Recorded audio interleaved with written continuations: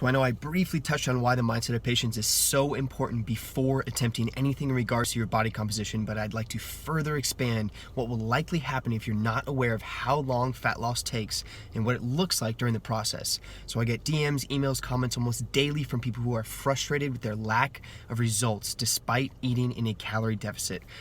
They explain how accurate they are with tracking their calories, usually down to the very gram of fats, carbs, and protein, and yet their weight is not going down. Sometimes they're even gaining. So as a coach, I honestly want to help, but as a coach, I know most people often either underreport their intake due to tracking inaccuracies they're not aware of from a lack of experience, or they're just judging their progress over the course of a few days, and they think they should adjust something to speed up the process so they can pretty much drop weight every single day.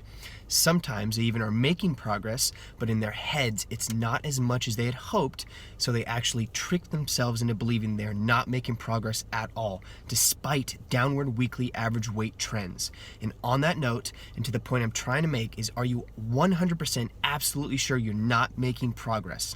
Are you tracking your weight every single day in order to take weekly averages of your weight from week to week, not just judging day-to-day fluctuations in weight, which are absolutely normal? Are you weight training as well, yet still focused solely on the scale to judge fat loss? What about your measurements? Are your clothes fitting better? Are you literally taking measurements of your body weekly? Has it even been a week? This is probably the most common aspect I'd like to address, which is how long fat loss actually takes.